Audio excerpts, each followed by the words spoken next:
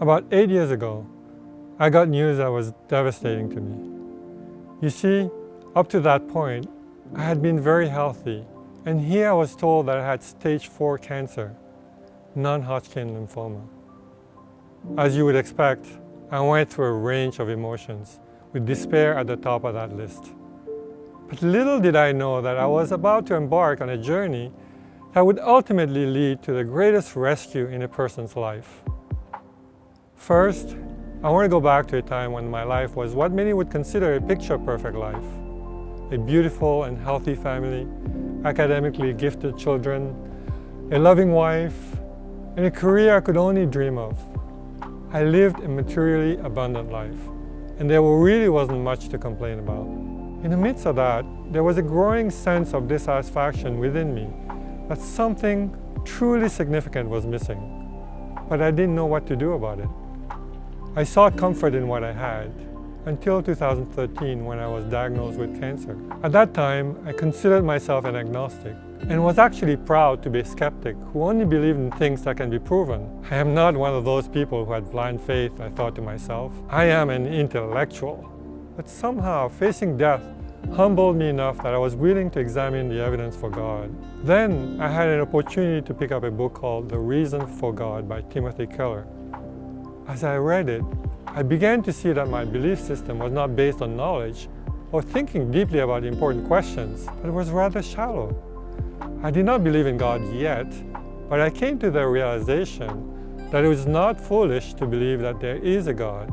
The book also presented the gospel, and I realized that if it was indeed true, then everything was at stake.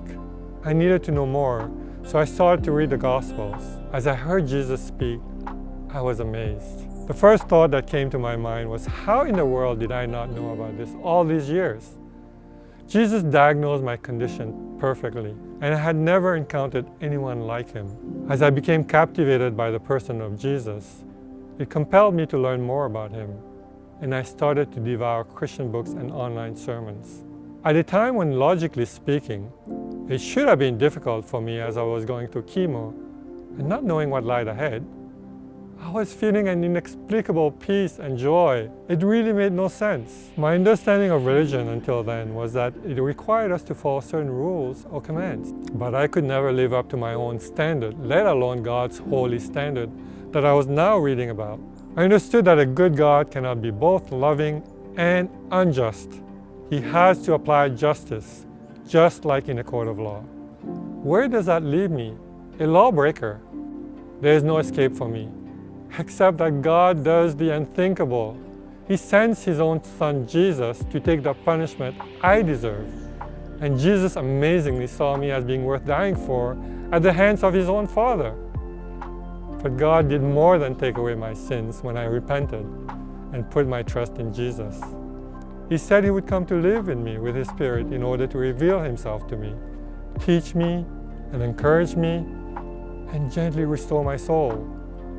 As I began to experience all these promises of God in a tangible way, overflowing joy and inner peace soon followed in the midst of what had been the most difficult time in my life. So I got baptized in 2016. And what an amazing journey it has been. This is not to say that things have been easy, but life with Jesus is so good, and I would not trade it for anything. I am actually thankful I had cancer because it brought me to Jesus, and he's more precious than anything else. When Jesus ravishes me with his beauty, I want to become like him. I want to be filled with the Holy Spirit like he was. I want to sacrificially love and serve others like he does.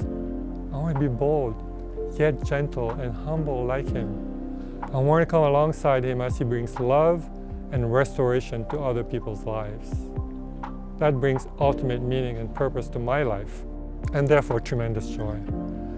The only problem is that Satan wants to take my eyes off Jesus through an endless menu of distractions and idols, and he often succeeds.